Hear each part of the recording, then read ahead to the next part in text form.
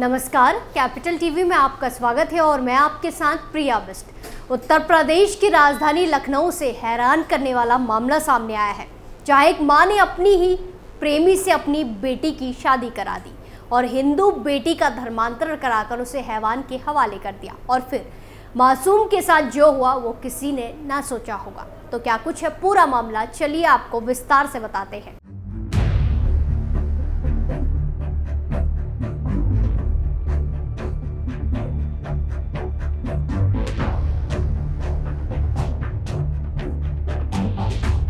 उत्तर प्रदेश की राजधानी लखनऊ में दलित समाज की एक नाबालिग लड़की के धर्मांतरण और विवाह मामले में पुलिस ने रविवार 11 अगस्त 2024 को एक मौलवी के साथ साथ 2 आरोपियों को गिरफ्तार किया है।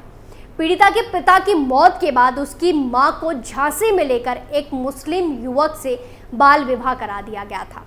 बाद में बच्चे को जन्म देने के दौरान पीड़िता की अस्पताल में मौत हो गई और मौत के बाद पीड़िता को चुपके से इस्लामिक तौर तरीके से दफना दिया गया। इस मामले में पीड़िता की मां और निकाह करने वाले मुर्तजा को पहले ही गिरफ्तार कर लिया जा चुका है।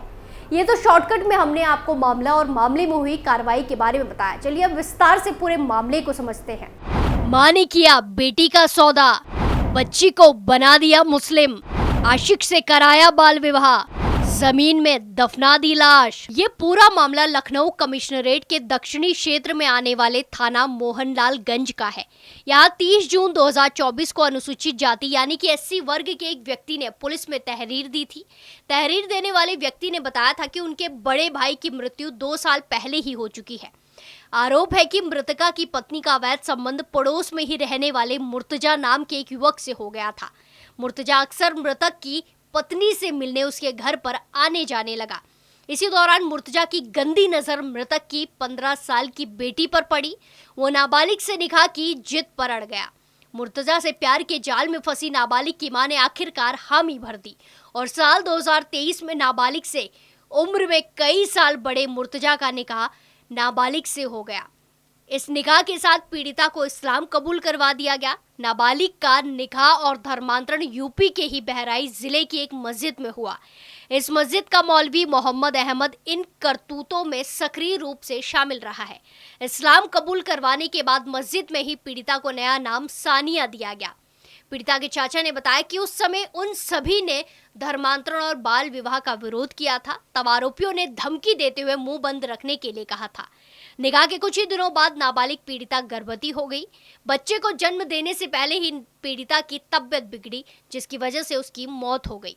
मौत के बाद पीड़िता को चुपके से इस्लामी तौर तरीके से दफना दिया गया। इस बात पर जब शिकायतकर्ता ने हालचाल जानने की कोशिश की तो आरोपियों ने एक बार फिर उसे धमकाया और अपने काम से काम रखने की हिदायत दी। आरोप है कि मुर्तजा आपराधिक स्वभाव और हिंदू लड़कियों पर गंदी नजर रखने वाला इंसान है। इस शिकायत पर पुलिस ने 30 जून 2024 को ही FIR दर्ज कर ली थी। ये केस IPC की धारा 376 और 504 के साथ SC ST एक्ट और पॉक्सो एक्ट में दर्ज हुआ था। आरोपी पर बाल विवाह अधिनियम के तहत भी कार्रवाई की गई है। पुलिस ने 2 जुलाई 2024 को ही आरोपी मुर्तजा और मृतका की मां को गिरफ्तार कर जेल भेज दिया था। जांच के दौरान इन करतूतों में मौलवी मोहम्मद अहमद और मुर्तजा के अब्बा मुश्ताक अली की भी संलिप्ति प्रकाश में आई। रविवार 11 अगस्त को पुलिस ने इन दोनों आरोपियों को दबोच कर जेल भेज दिया। मामले में जांच और अन्य जरूरी कार्रवाई की जा रही है। वहीं ऐसे ही कई मामले सामने आते रहे हैं जहां मासूम बच्चों को शिकार बनाया जाता है। जहां बीते दिन एक 70 साल के मौलाना की करतूत सामने आई थी, जहां कानपुर में 7 साल की बच्ची से दुष्कर्म के आरोपी मौलाना को गिरफ्तार किया गया। पुलिस ने इस वारदात का लाइव वीडियो भी सबूत के रूप में कब्जे में लिया है। इसके अलावा मौलाना पर दुष्कर्म से जुड़ी धाराएं भी बढ़ाई गई हैं। ये थाना ग्वालटोली में मकबरे की घटना सामने आई है, जिसमें एक 70 वर्षीय मौलाना मुख्तार जो मोहल्ले में रहते हैं, उन्होंने पड़ोस में रहने वाली एक बच्ची 7 वर्ष की बच्ची को चॉकलेट के बहाने अपने घर में बुलाया और एक गलत काम करने का प्रयास किया, जिसे व्यक्ति ने देख लिया और तुरंत पकड़ लिया। बच्ची बिल्कुल स्वस्थ है, सुरक्षित है और बच्ची घर वालों की तरफ तहरीर दी गई, जिसमें मुकदमा पंजीकृत किया जा रहा है। बच्ची को मेडिकल के लिए भेजा जा रहा है और जो अभियुक्त है उसकी गिरफ्तारी के लिए कई टीमें गठित की। दरअसल गवाल टोली में देर शाम 8 साल की बच्ची घर के बाहर खेल रही थी। घर के पास में ही रहने वाले मौलवी मुख्तार ने चॉकलेट का लालच देकर उसे बुलाया।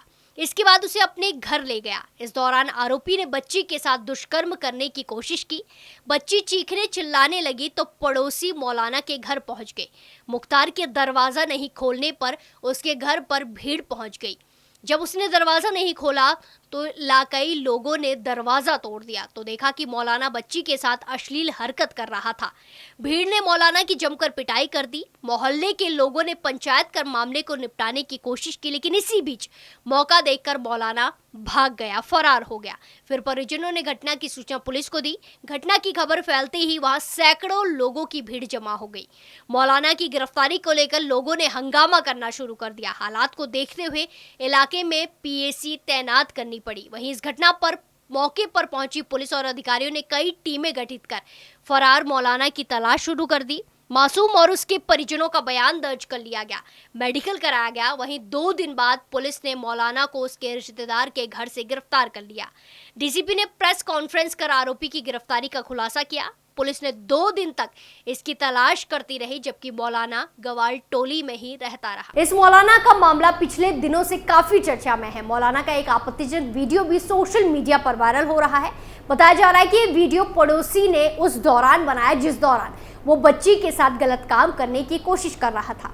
आरोपी का नाम मौलाना मुख्तार उर्फ मौलाना चाचा बताया जा रहा है। लोगों की माने तो मौलाना इस तरह की हरकत क्षेत्र के और भी कुछ बच्चों के साथ कर चुका है, लेकिन हर बार ये बात दबा दी जाती थी। मौलाना का खौफ भी क्षेत्र में था और कुछ लोग अपनी इज्जत को ध्यान में रखकर चुप्पी साध लेते थे, लेकिन इस घटना ने उन सभी की जुबानों पर लगे तालों को खोल दिया। पुलिस ने बताया कि मौलाना के आपराधिक इतिहास की जांच की जा रही है, लेकिन उसकी सामाजिक छवि अच्छी नहीं है। वो 5 वक्त का नमाजी था, इसीलिए लोग उसे मौलाना कहते थे।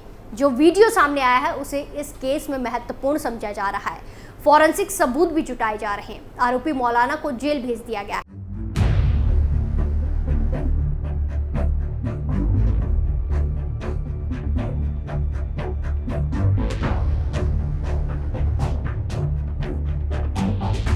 तो देखा आपने किस तरह मासूम बच्ची अपने घर में भी सुरक्षित नहीं है। हर कोई उनकी जान के दुश्मन बने पड़े हैं। अयोध्या का मामला भी शांत भी नहीं हुआ है कि कई सारे और मामले सामने आ गए हैं। अयोध्या मामले में भी जांच चल रही है। इसी बीच एक और सपा नेता दुष्कर्म मामले में फंस गए हैं, जहां सपा नेता नवाब सिंह पर आरोप है कि उसने नाबालिग से दुष्कर्म की कोशिश की, जिसके बाद पुलिस ने नवाब सिंह को गिरफ्तार कर लिया है। अयोध्या में सामने आए केस में मोहित खां का जुड़ाव सांसद अवधेश प्रसाद से जुड़ रहा था, जबकि इस बार नवाब सिंह का संबंध सांसद डिंपल यादव से जुड़ रहा है। नेता नवाब सिंह सांसद डिंपल यादव के प्रतिनिधि रह चुके हैं। इसी के साथ नवाब सिंह अखिलेश यादव के पुराने साथी और हमेशा से उनके करीबी रहे हैं। नवाब सिंह ने हाल ही में एक वीडियो शेयर कर अखिलेश यादव को जन्मदिन की शुभकामनाएं दी थी। इस वीडियो में उन्होंने अखिलेश के साथ कई पुरानी तस्वीरें दिखाई थी। आपको बता दें कि नेता नवाब सिंह ने इस अपराध को अंजाम देने के लिए एक नाबालिग बच्ची को काम का झांसा देकर बुलाया था। नवाब सिंह ने नाबालिग को उसकी बुआ के साथ नौकरी दिलाने के नाम पर बुलाया और फिर नाबालिग के साथ नवाब सिंह ने अपराध करने की कोशिश की, लेकिन बच्ची ने समय पर समझदारी दिखाकर खुद को बचा लिया। बच्ची ने तुरंत यूपी पुलिस के नंबर 112 पर कॉल कर पुलिस को नेता के इस अपराध की जानकारी दी। इस मामले में पीड़ित छात्रा की मां की तरफ से दी गई तहरीर पर सुसंगत धाराओं और पॉक्सो एक्ट में मुकदमा दर्ज कर लिया गया। फिर नवाब सिंह यादव के खिलाफ एक्शन लिया गया। उसे कन्नौज के चौधरी चंदन सिंह महाविद्यालय में रंगे हाथ पकड़ा गया। गिरफ्तारी के दौरान एसपी अमित कुमार आनंद खुद मौजूद रहे। घटना के बाद से हड़कंप मच गया। सूचना मिलने पर सैकड़ों समर्थक थाने का घेराव करने पहुंचे। तो देखा आपने, एक के बाद एक दरिंदे गिरफ्तार किए जा रहे हैं। मौलाना से लेकर नेता तक मासूम बच्चियों को हवस का शिकार बना रहे हैं। ऐसे में इन लोगों को ऐसी सजा मिलनी चाहिए जिससे कि इनकी रूह कांप जाए और ऐसी गंदी हरकत करने से पहले ये 100 बार सोचे। इस पूरे मामले में आपकी क्या राय है, कमेंट कर जरूर बताएं। स्पेशल स्टोरी में आज के लिए इतना ही। फिर पेश होंगे नए मुद्दे के साथ। बाकी तमाम खबरों के लिए देखते रहिए कैपिटल टीवी उत्तर प्रदेश। नमस्कार।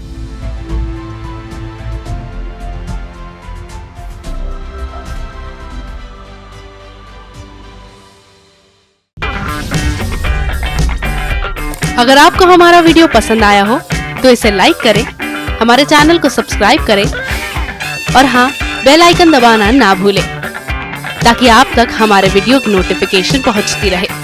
आप अपना सुझाव हमें कमेंट बॉक्स में दे सकते हैं। हमारे साथ जुड़ने के लिए शुक्रिया।